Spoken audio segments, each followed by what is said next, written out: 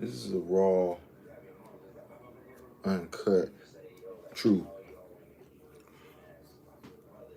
I'm a melanated individual, right? I wouldn't come off as dark as this or my shirt or this shirt, right? That's my skin tone, right? That hasn't had anything to do with me facing the same backlash as the blackest nigga anywhere in America, or an African or Haitian coming here and getting clowned on and talked about. I don't consider myself black. I consider myself other because I don't identify as a black person. My own people, more women than men will say, "Oh, you a light skinned nigga." Oh, okay. Once again, I'm still treated the same way by the white man. I'm still not approved. My credit score ain't 850 just because I'm lighter than you. I don't get some type of tax credit or some type of special parental treatment because I'm lighter than the others. And when I see the number that they've done on us as far as division, divide and fucking conquer has been the scheme. Division mixed with teaching us not to trust one another, and then having those individuals who perpetuate that mentality that you get any type of power, you get any type of, you know, oversight on anything, you think you master now. It's your plantation. You run the show. Shit is wild. Wild and out of motherfucking style is what I like to call it. But there's so many levels to this shit.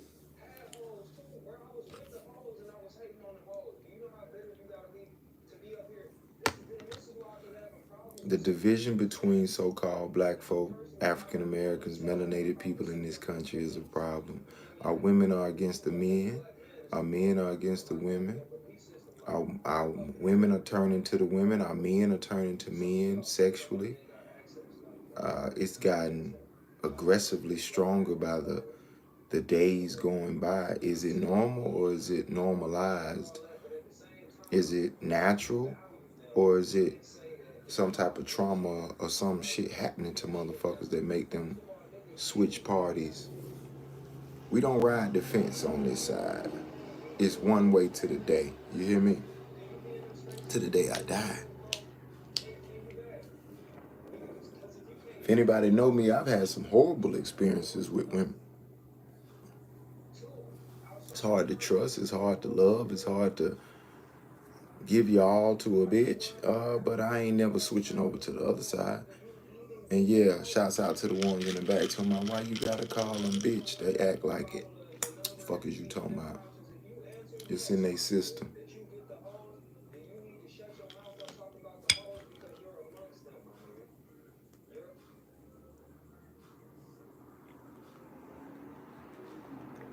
I'm letting that breathe right quick. The division that's going on around this motherfucker is treacherous, man. We can't agree to shit in the so-called black community. We can't agree on shit. How can we agree on anything in this country when there's always this division of how much money somebody make, what they got?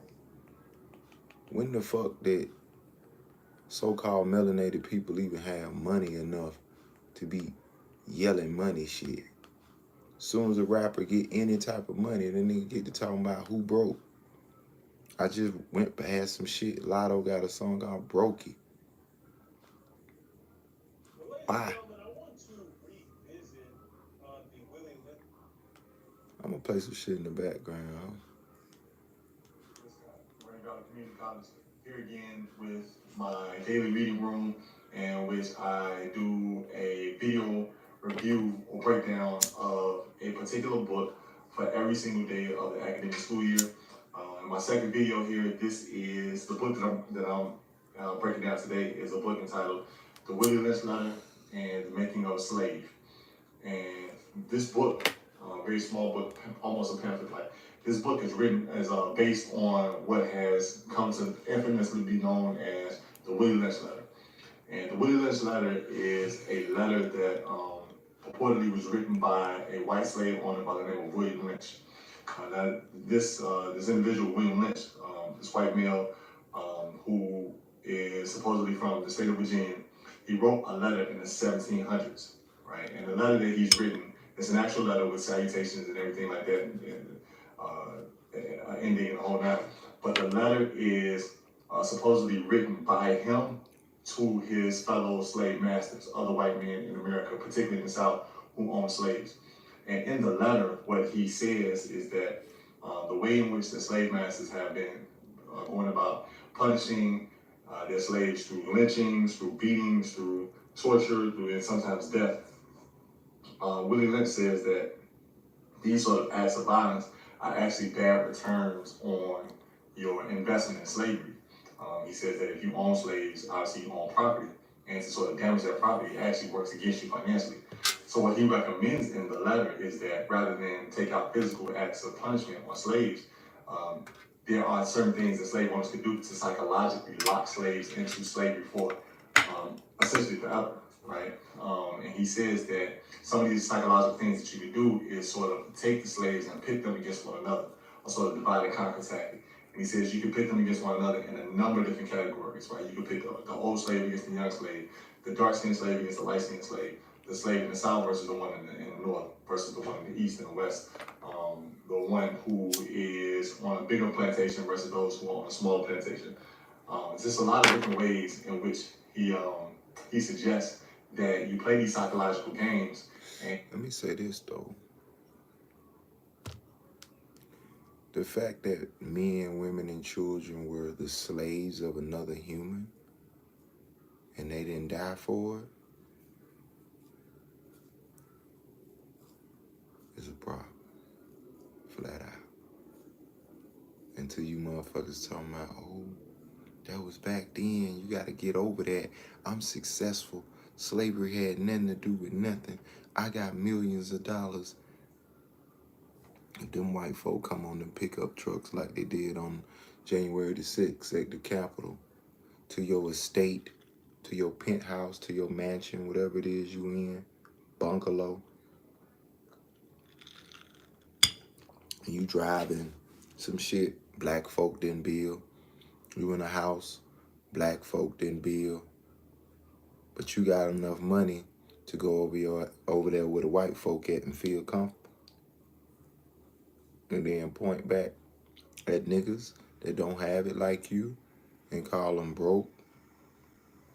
That's one of the worst words I know you can call an individual, because we're not gonna ever address how many children don't make it past childhood.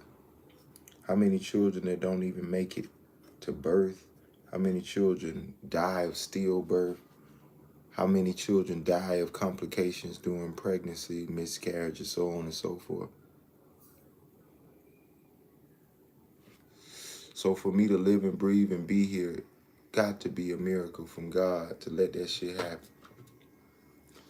So another individual who has things that God didn't create can tell you you a broke motherfucker. You have nothing. They laugh at you, they ridicule you, they talk down upon you as if they come from money of some sorts. Colored people don't come from any type of money. Because of what I was playing in the background, you ain't had the right to. You can probably try to go back to Mary McLeod Bethune. Hey Google, who was the richest man in America in the 1920s? According to Wikipedia, business magnate and philanthropist John D. Rockefeller is widely considered the wealthiest American in history. Right, Rockefeller.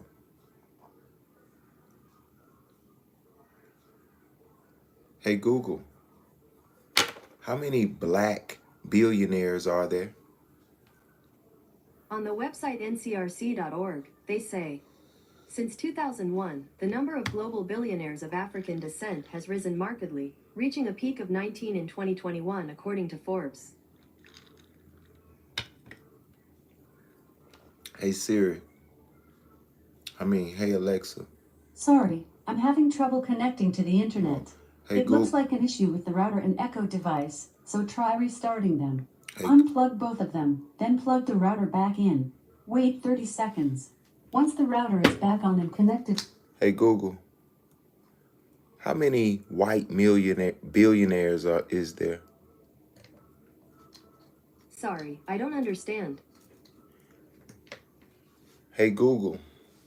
How many white billionaires are there? On the website brookings.edu, they say 90% of billionaires are male, 65% are white, 60% are 60 years old or older. They didn't tell me the number.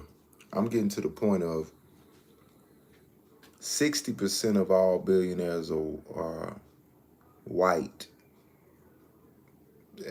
That's got to be more than 19 motherfuckers, because that's what they just said about how many black billionaires there were. So if it's 19 billionaires, but it's 60% of billionaires are white men over 65, why are black people so goddamn big on talking money?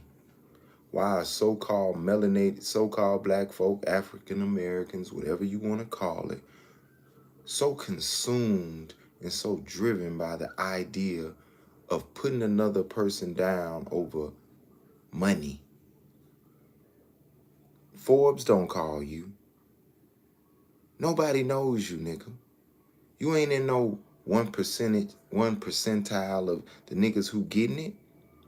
From the stripper to the sex worker doing other shit to the nigga who slang crack and sell cocaine, or to the construction nigga or the truck driver. So you work for someone. Oh, he own his own company. He doesn't have 100 truck fleet, does he? No, but he got 2. He got 2. So why is he speaking when a nigga has 100, 200, 300, 1,000 trucks, and you telling me about the nigga who got 2? Or you telling me the nigga who got 2 is sitting up here bragging and putting his other niggas down, or his other people down who don't have it like he have it? How did he get it? How the fuck did he get it, man? And you make the slaves fight and bicker with one another so that you always have control of the slave master and you don't have to take this out physically.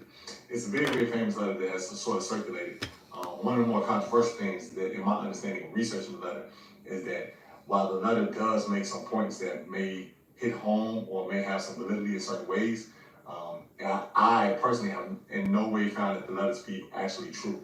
I don't believe the letter actually happened, that there was a person named William Lynch who wrote an actual letter in this way, but it's been used so often that people think that it's real. The letter is not real to my understanding, so it shouldn't be. In San Francisco, Kamala let violent criminals like Devondre Broussard go free, and then he murdered 2 men. Kamala always puts criminals first. Don't make America her next victim. Make America Great Again, Inc. is responsible for the content of this advertising. What's up, y'all? It's me, Miss Ruby. I'm just making this video so I can talk to you guys about the Willie Lynch letter. I said that if you clicked on this video, we could talk about it. But what I'm going to do in this video is I'm not going to dissect the Willie Lynch letter, because I think that that's something that's probably beyond my capabilities. And even if it's not, I was barely introduced to the existence of this writing a couple years ago at a time that I didn't even think to go dig up and do any research, and I tried to do a little bit today, and I noticed that I'm just going in a circle because half the people who've read the letter reject it, and they say that it is a hoax, it's fake, and then other people truly believe the contents of this letter to be true. And I have my opinions. However, one of the strongest opinions that I hold when it comes to anything that I was not there to actually witness is you've gotta just do your research and decide whether or not you believe it. So far, when it comes to this letter, I haven't done much research, so I'm going to read it to you. And whether or not you've heard of it before, I really want you to leave comments in the box below. The reason why I'm talking about it is because it coincides with the point that I was making in the last video, More Than a Love Song by Jay Holiday. And he just talked about niggas in the ghetto.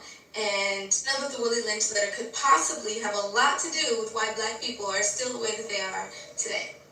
So it reads, Gentlemen, I greet you here in the bank of James River in the year of our Lord 1712. First, I shall thank you, the gentlemen of the colony of Virginia, for bringing me here. I'm here to help you solve some of your problems with slaves. Your invitation reached me on my modest plantation in the West Indies, where I have experimented with some of the newest and still the oldest methods of control of slaves. Ancient Rome would envy us if my program is implemented. As our boat sailed south on the James River, named for our illustrious king, whose version of the Bible we cherish, I saw enough to know that your problem is not unique. While Rome used cords of wood as crosses for standing human bodies along its highways in great numbers, you are here using the tree and the rope on occasions. I caught the whiff of a dead slave hanging from the tree, a couple miles back. You are not only losing valuable stock by hangings, you are having uprisings. Slaves are running away. Your crops are sometimes left in the fields too long for the maximum profit. You suffer occasional fires. Your animals are killed. Gentlemen, you know what your problems are. I do not need to elaborate. I am not here to enumerate your problems. I am here to introduce you to a method of solving them. In my bag here, I have a foolproof method for controlling your black slaves. I guarantee every one of you that if installed correctly, it will control the slaves for at least 300 years. My method is simple. Any member of our family or your overseer can use it. I've outlined a number of differences among the slaves and make the differences bigger. I use fear, distrust, and envy for control. These methods have worked on my modest plantation in the West Indies and will work throughout the South. Take this simple little list of differences and think about them. On top of my list is age, but it's there only because it starts with an A. The second is color or shade. There is intelligence, size, sex, size of plantations and statuses on plantations, attitudes of owners, whether the slaves live in the valley, on the hill, east, west, north, south, have fine hair, coarse hair, or is tall or short. Now that you have a list of differences, I shall give you an outline of action. But before that, I shall assure you that distrust is stronger than trust, and envy is stronger than adulation, respect and admiration. The black slaves, after receiving this indoctrination, shall carry on and will become self-refueling and self-generating for hundreds of years, maybe thousands. Don't forget, you must pitch the old black male versus the young black male, and the young black male against the old black male. You must use the dark-skinned slaves versus the light-skinned slaves, and the light-skinned slaves versus the dark-skinned slaves. You must use the female versus the male, and the male versus the female. You must also have your white servants and overseers distrust all blacks. It is necessary that your slaves trust and depend on us. They must love, respect, and trust only us. Gentlemen, these kits are your keys to control. Use them. Have your wives and children use them. Never miss an opportunity. If used intensely for 1 year, the slaves themselves will remain perpetually distrustful of each other. Thank you, gentlemen. I'm not even going to get into the differences that are very relevant today that could very well have stemmed from the writings in this letter, but I do want to ask you to. And I will leave comments down below and we can start the discussion. But I do want to say that isn't it interesting that black people have embodied so many of these characteristics that were written about 300 years ago, that we still see that. That's my point, bro, to this day.